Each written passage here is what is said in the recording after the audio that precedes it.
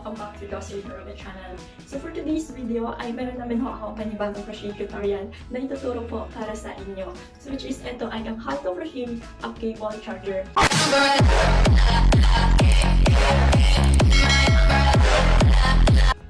So, syempre po mga kasidik, kailangan ho natin ng ating yarn thread, ano? So, gagamit po ako ng yarn thread ng sobra-sobra. So, yung iba nito ay ginamit ko na po sa aking ibang crochet creations. So, dito lang ako sa sobra dahil po itong aking cable charger na to ay hindi ko naman po ginagamit. So, this is only for tutorial. And of course, kailangan ho natin ng scissor at saka ng crochet hook. So, gagamit ho ako ng crochet hook na may size 2.75mm. Ayan, hindi makita. So, ang una nating gawin yung mga kasadik ay itali ho natin itong yarn thread dito po sa dulo ng charger. Yan, tali muna natin. Gawa natin ng slip knot. Slip knot. Ayan. Then, double natin. Para sure na hindi po siya matastas. Okay, and then after that, saka ho natin, i-roll ho natin, paikot-ikot. Ikot lang po dito sa dulo, ano. Ayan. And then, pagka naikot na ho, dun ho tayo mag-start ng ating single crochet. Okay? Single crochet ho tayo ng 10. 10 single crochet. 1. So, make sure walang white na lalabas. Okay? Cover natin lahat ng white. 2.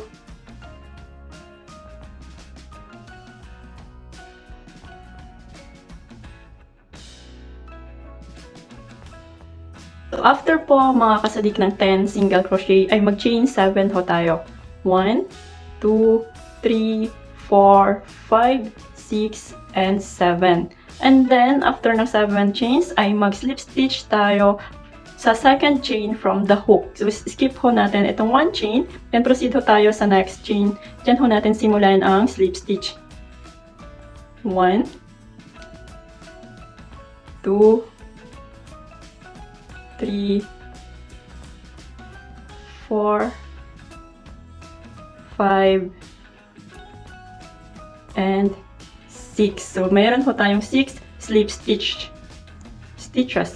So, after po natin dito sa ating slip stitches, ay mag-proceed ho tayo ulit sa 10 single crochet.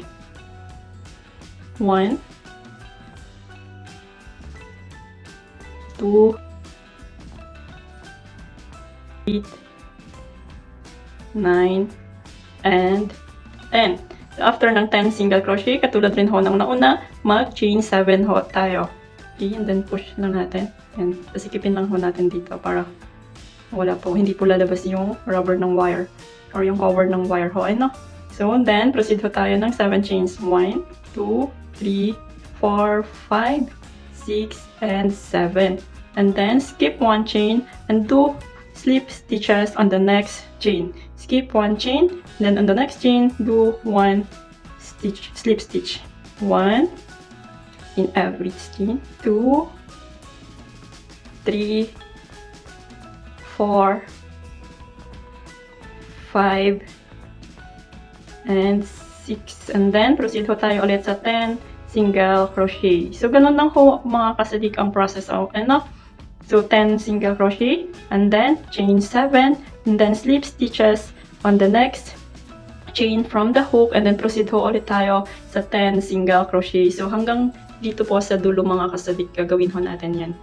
So, nakadepende po sa inyo mga kasadik kung saan nyo gusto mag-start, ano? Kung dito sa kabila or dito. Okay? So, eto na po mga kasadik ho, ano? Nasa last part na pa tayo ng 10 single crochet.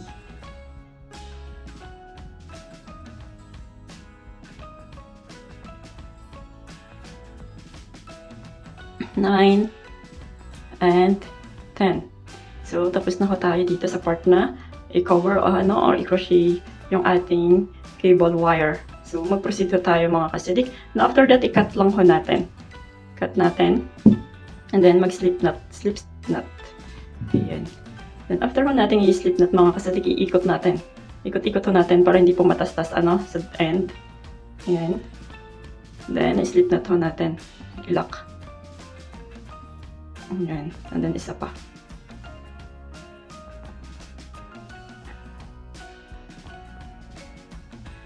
Ayan. So, pabayaan na lang muna natin dyan.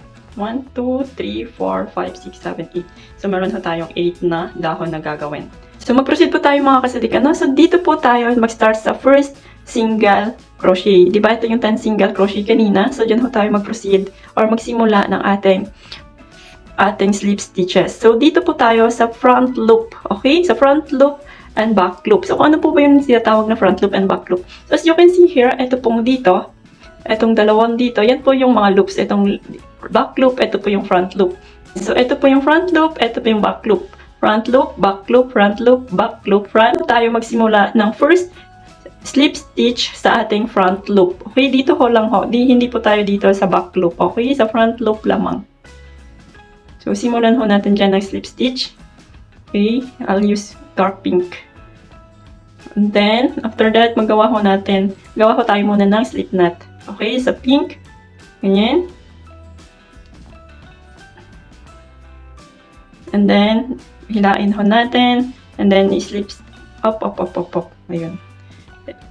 Hilain, then slip stitch. Ayan. And then, another, sa next sa next front loop, dyan ho tayo gagawa ng another slip stitch. Okay, slip stitch. The next, sa next chain, front loop, slip stitch again.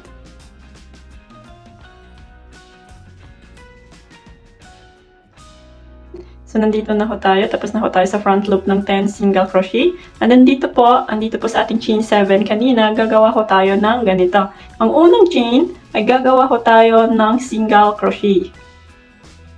Single crochet, yarn over and pull through. Merong 2 loops, single crochet and yarn and pull through, may 1 loop. So, ganun po ang paggawa ng single crochet. Okay? On the next chain, gagawa ko tayo ng isa pang single crochet. Okay? Insert the hook, yarn over and pull through. May 2 loops, yarn over and pull through hanggang sa magka 1 loop. Ganun po ang single crochet. Okay? On the next chain, gagawa ko tayo dyan ng half double crochet. So, yarn over, insert the hook, yarn over and pull through. Magkaroon po ng 3 loops. Okay? 1, 2, 3. And then, yarn over and pull through hanggang sa magkaroon ng 1 loop. Ganun po ang paggawa ng half double crochet. On the next chain, gagawa ko tayo dyan ng double crochet. So, double crochet, ganito. Yarn over, insert the hook sa chain. Yarn over and pull through hanggang sa magkaroon po ng 3 loops. Okay, and then, yarn over and pull through, magkaroon ng 2 loops. And then, yarn over and pull through hanggang sa magkaroon po ng 1 loop. Okay, ganun ang double crochet. On the next chain, gagawa ko tayo dyan ng half double crochet ulit. Okay, yarn over and pull through, 3 loops. Yarn over and pull through, 1 loops. Okay, and then on the next chain, gagawa ko tayo dyan ng 1 single crochet. Yan. And then, doon po sa kung saan tayo gumawa kanina ng half double crochet sa dito na side or sa right side. Okay, kung left-handed kayo, mag-start sa right side. Kung right-handed kayo, mag-start kayo niyan sa left side. Dahil ako po ay left-handed, so mag-start po ako dito sa right side. And then, nasunod po ang sa left side. Okay? And then, okay, proceed doon tayo sa kung saan kayo nag-half double crochet dito sa right side. Ay doon po tayo gagawa ulit ng another half double crochet.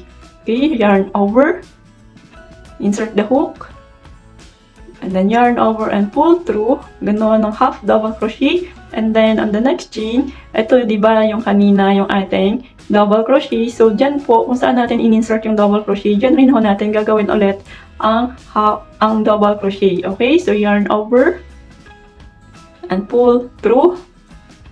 Yarn over and pull through 2 loops, yarn over and pull through 1 loop, and then proceed ho tayo sa next chain ng half double crochet. Okay? So, yarn over and pull through, and then on the next chain, ang single crochet. Single crochet, and the next chain again, another single crochet. Okay? And then dun po sa ating first single crochet kanina dito po, dyan ho tayo gagawa ng panibagong slip stitches sa front loop. Okay? And then, slip stitch po tayo sa first single crochet. Sa front loop lang po mga kasadik. Yan. Slip stitch. And then, on the next chain, sa front loop, gagawa ho tayo ulit ng slip stitch.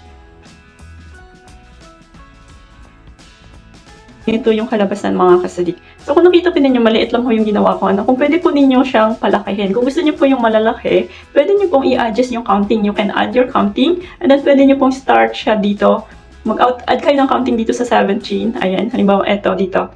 So kung gusto niyo ng malaki-laking dahon, pwede niyo pong i-times 2 or dagdagan pa ng marami yung inyong chains dito at para yung sa mga crochet stitches ay ma-adjust or dagdagan nyo rin ho. Okay, so slip stitches po sa front low ng 10 single crochet and then pagdating ho dito mga kasidik, gagawa ho tayo ng 1 single crochet on the first chain, on the next chain, another 1 single crochet, half double crochet on the next chain, double crochet, and then half double crochet, single crochet on the last chain, and then half double crochet, double crochet, half double crochet, single crochet, and proceed ho kayo dito sa front loop ng 10 single crochet.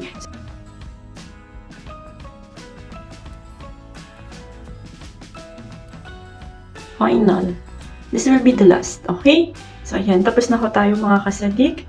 And then, i-cut na lang ho natin. And then, slip knot. Okay? And then, tali na lang ho natin. Ikot. And then, slip knot ulit. Ito pong sobra, gawaan mo natin, ipasok ko natin. Dito para hindi sila matastas. Kasi kung puputulin natin, baka may posibilidad na matastas dahil nga ho, palagi tayo natin. Pag nag-charge minsan ho, di ba, palagi natin hinahawakan yung dito, baka ho ito matastas. Kaya ipasok ko natin, gamitan ho natin ng ating crochet needle. Then, hilain natin. Ayan.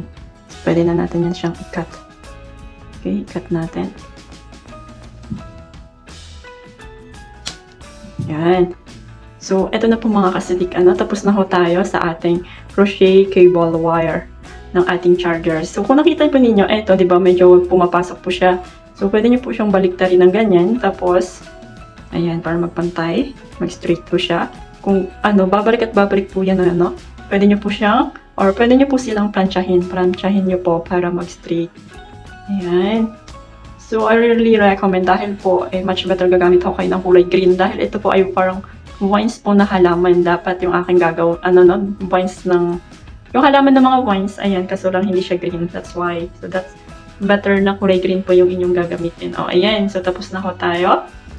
Then, etong dito, i-insert na lang ho natin ito.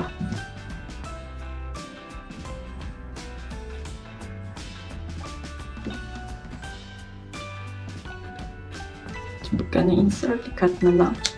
So, ayan. So, tapos na ho tayo. Taran!